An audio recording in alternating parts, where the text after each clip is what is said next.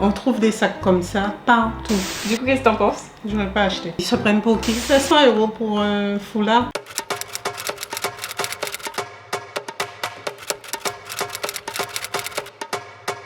Aujourd'hui, je ne suis pas toute seule, j'ai une invitée de taille, je suis avec ma maman. Bonjour tout le monde. Et du coup, je me suis dit qu'on allait faire une petite vidéo. Souvent, quelque chose qui revient dans les commentaires, c'est est-ce que ce sont tes parents qui financent tes articles de luxe? Qu'est-ce que tes parents pensent du fait que je dépense des sommes comme ça dans les articles de luxe? Donc je me suis dit, pourquoi ne pas inviter la principale concernée qui est ma maman, qui pourra elle aussi vous confirmer que ce n'est pas son argent que je dépense dans les articles. Évidemment. Du coup voilà, dans cette vidéo ça va être assez fun. J'ai fait une série d'articles, certains articles elle connaît la marque, pour d'autres elle ne connaît pas du tout. Du coup si ça vous intéresse, c'est parti avec la suite de la vidéo. Premier article maman, je te dis pas exactement ce que c'est parce que ça va te donner une indication un petit peu trop précise. Qu'est-ce que t'en penses? C'est un foulard. Est-ce que tu reconnais la marque? Non. Et maintenant si je te dis que c'est un carré de chez Hermès, qu'est-ce que t'en penses? Je pense que tu peux trouver quelque chose de similaire au marché. Mais non mais celui-là c'est en soie et tout. Tu penses quand tu le vois comme ça que ça pourrait valoir le prix? À ton avis déjà ça coûte combien? Aucune idée. Je crois que c'est le plus grand modèle et il fait presque 500 €. 500 € pour un foulard. Je l'ai eu sur Vestiaire Collective à 150 € par contre. Déjà 150 € pour un foulard, c'est beaucoup. Pour revenir au foulard, les dames qui vont à l'église, elles ont toutes des foulards comme ça, parce qu'à l'église, il faut se couvrir. 500 € pour un demi-mètre de toile, quand même. Faut pas pousser, hein. Ils ont appelé ça carré. Un foulard, un carré. Mais ça fait joli carré. Elle est excédée. Sans mots. Tu payes la marque mais tu payes aussi la qualité Hermès. J'aime bien l'ambiance des magasins de luxe, mais le prix est un peu choquant. T'aurais du coup franchi le cap et toi t'aurais pris un... Jamais. Au niveau de l'esthétique, celui-ci, qu'est-ce que t'en penses par contre? C'est un carré Hermès chevalerie, j'ai fait une vidéo dessus, si vous voulez aller la voir je vous mets la vidéo dans le petit ici. Et c'est un carré qui est vieux de 50, 70 ans, je sais plus, il est très très ancien. Et je l'ai eu sur Vestiaire Collective, j'étais très contente. C'est pas ton style. C'est pas ça que j'aurais choisi. En fait il est foncé et il faut prendre en compte aussi que... Ouais, ma maman habite en Guadeloupe et là-bas en fait ils s'habillent un petit peu plus coloré que nous ici où on met des tons neutres. Tu sais que normalement Hermès est connu pour faire des carrés de soie et tout de toutes les couleurs multicolores. Et ici les clients ils se plaignent qu'il n'y a pas assez de tons neutres. Donc en fait celui que j'ai il est vraiment rare. Et bon bah du coup on a ton avis et maintenant on va passer à un autre article. Je sais pas qu'est-ce que tu vas en penser. Ta réaction dépendra de si t'as vu mes dernières vidéos. Mais c'est donc... Toi avec ta manie de... Non mais je l'ai taché, il est taché. Être en train de nettoyer, vérifier les tâches. Les amis, j'ai taché le sac. Il y a une trace rouge là. Bon bref. C'est une petite éponge savonneuse dessus et ça part. On a eu un petit contretemps, vous l'avez vu, mon sac est taché, je suis au bout de ma life. Du coup, ce sac là, dis-moi qu'est-ce que t'en penses. Bon, tu vois c'est quoi la marque? C'est une marque que j'aime bien.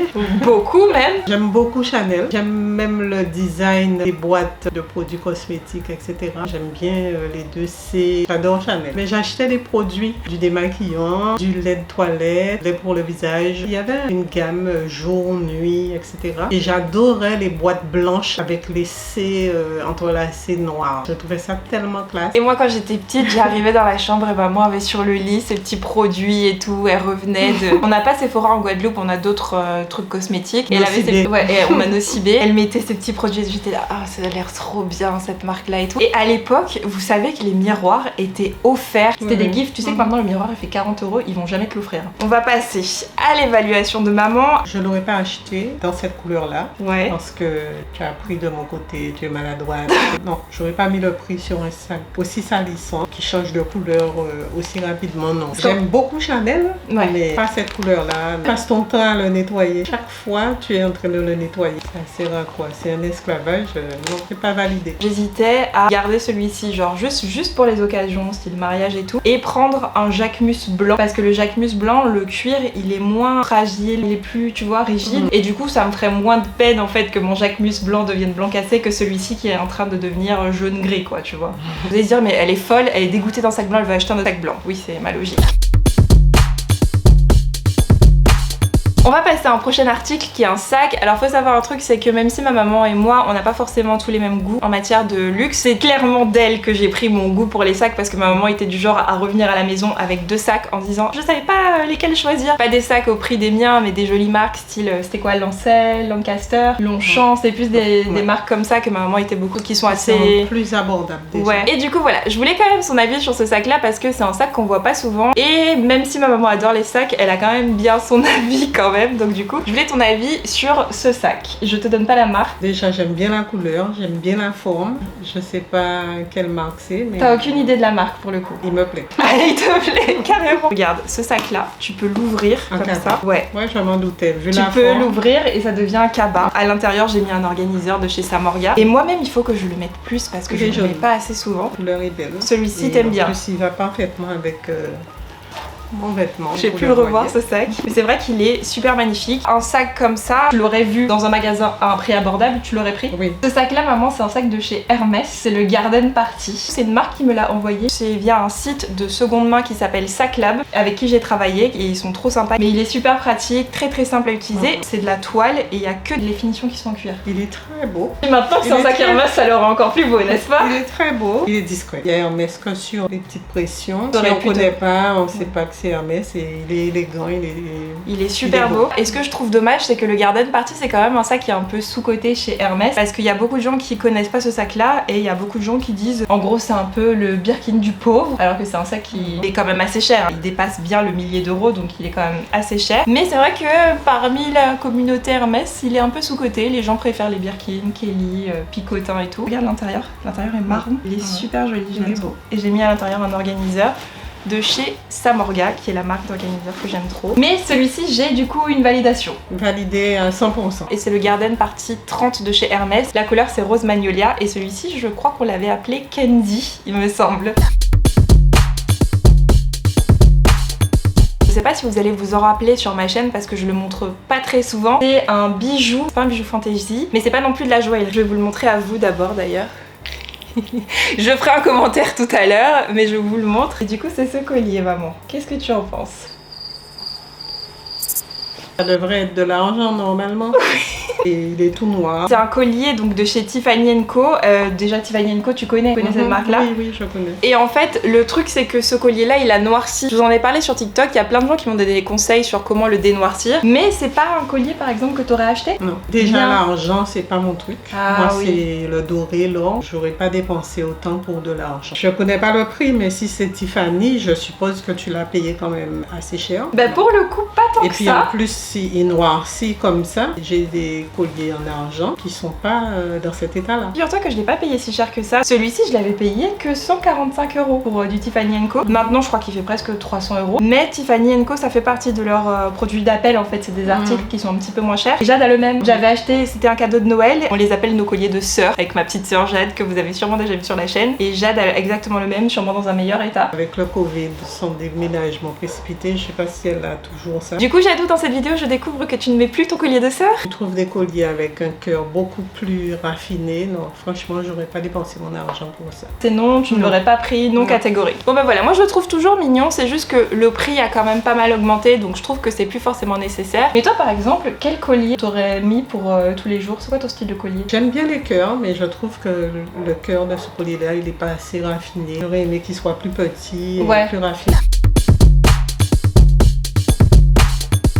Alors maintenant on passe à cet article-là. Celui-ci, je voulais ton avis dessus. Tu connais mon avis dessus? Celui-là, c'est pour moi. C'est mon sac. J'adore Jacquemus. Je rêvais d'avoir les petits Jacquemus où on peut rien mettre dedans. Franchement, ma mère, c'est du genre à avoir un gros sac Obo. Et elle me dit, elle voulait le tout petit Jacquemus. Chiquito, je crois que ça s'appelle. Elle me dit, mais tu vas mettre quoi dedans? Tu as des cabas. Tu mets plein de choses dans tes sacs sont lourds. Je lui dis, mais je mets juste mon porte-carte bancaire et je vais au cinéma. Au final, du coup, bah, je lui ai prêté là pour la journée. ramené. Il y a même ses affaires dedans. J'ai l'impression que ce sac-là, je vais avoir du mal à le récupérer.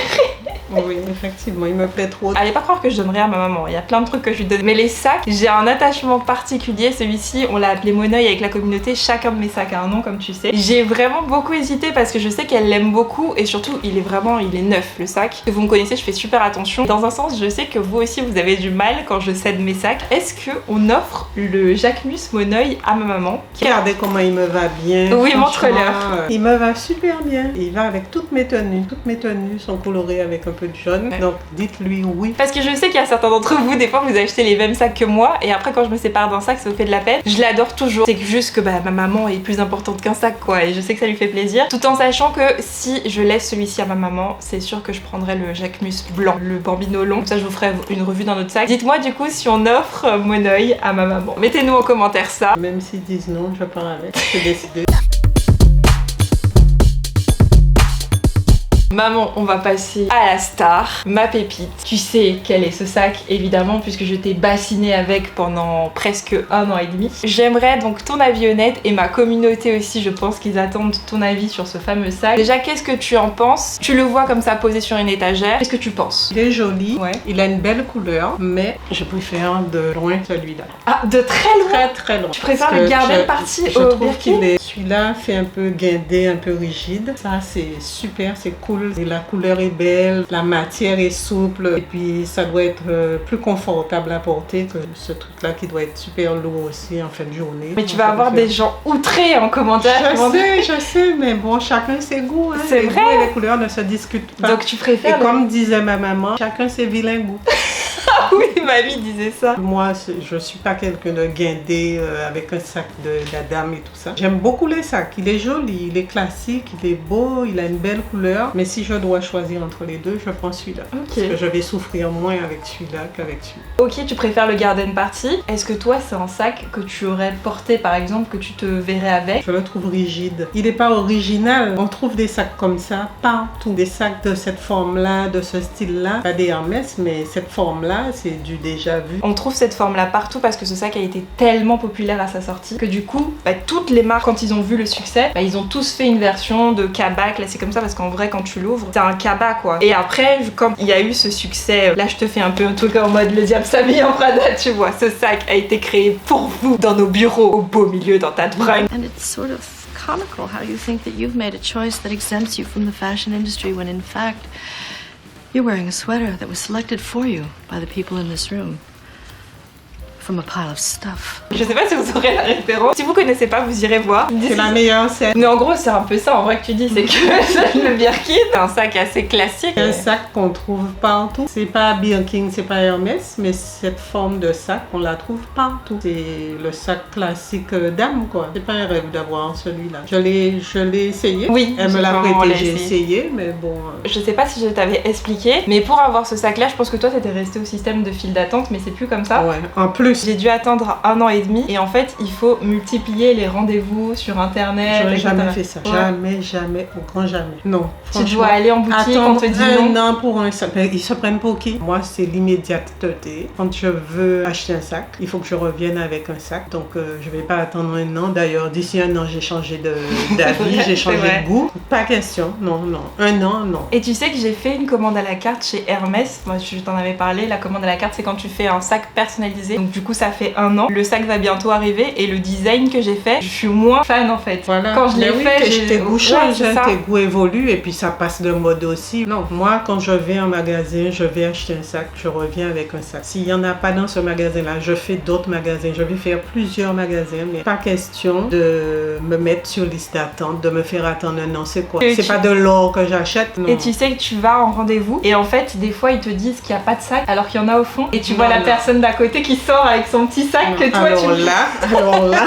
C'est ce qui se passe, hein. C'est ce qu'on raconte en commentaire. Elle me dit ouais, j'ai demandé un Birkin jaune poussin. On m'a dit qu'il n'y en avait pas. Et puis la personne à côté, elle ouvre son truc à côté de toi et elle a un Birkin jaune poussin. Non, c'est pas correct. Ouais. C'est franchement pas correct de faire des choses comme ça. On donne à l'autre discrètement, on le fait sortir par une autre porte, mais c'est de la provocation en plus. Ouais. J'ai tellement l'habitude de leur façon de faire et puis comme j'ai travaillé aussi dans le secteur, je suis un peu aussi habituée à ce genre de trucs. Mais c'est vrai qu'il y a beaucoup de gens en commentaire qui me disent ça, qui me disent mais attends, c'est pas logique C'est ton pas histoire. normal. Il n'y a pas de petits clients. Tous les clients sont des clients. Il y a des personnes qui n'ont pas les moyens, qui économisent pendant des années pour se faire plaisir, réaliser un rêve. Ça peut être un rêve d'avoir un Birkin. Quand cette personne s'est sacrifiée pour s'offrir son rêve, quand même humiliant de venir dans un magasin et de te voir refouler ou refuser l'article. Pour moi, c'est pas correct. Tu t'inscris à un rendez-vous sur les horaires de boutique. Donc déjà, il faut que tu sois disponible entre ces heures-là pour t'inscrire. On te donne une réponse la veille pour le lendemain. Donc ça veut dire que tu dois avoir un métier où tu es libre de tes horaires, ou tu dois poser une semaine de vacances. Tu fais ça quand tu fais en vacances. Voilà, tout en sachant qu'il faut être consistant parce que moi j'avais essayé un mois et j'avais pas réussi. Donc déjà juste le système de rendez-vous, ça fait un petit filtre aussi. Parce que du coup, si tu as un métier où tu dois être là tous les jours, tu te dis la veille pour le lendemain parce que tu reçois la confirmation la veille à 21h. Tu vas pas appeler ton patron et dire je viens pas demain matin parce que j'ai rendez-vous chez Hermès.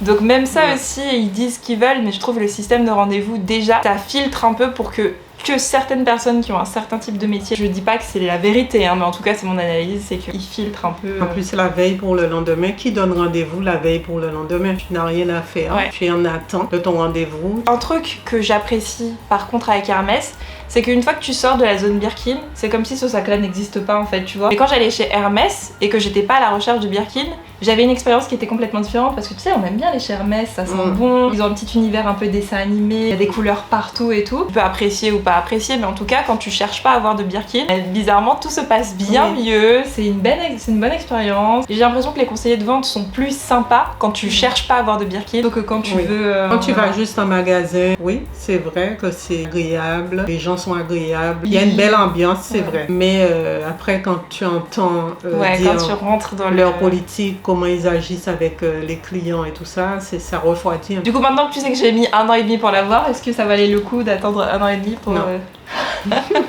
Honnêtement, non. La dernière personne à qui ma conseillère de vente avait vendu cette couleur-là, c'était une princesse.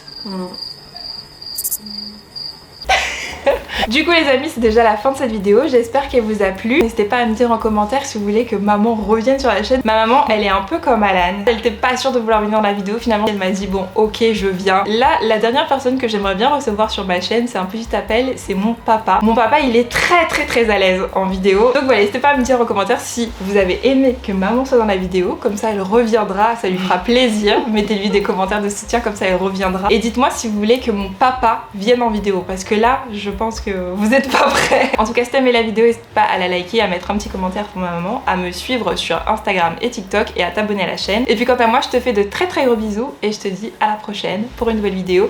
Et je laisse le mot de la fin à maman. Mettez la cloche pour recevoir toutes les notifications de Jessie. Et puis soyez indulgents avec moi. Et quant à moi, je vous fais plein de gros bisous. Enfin, on vous fait plein de gros bisous. Et on vous dit à la prochaine pour une nouvelle vidéo.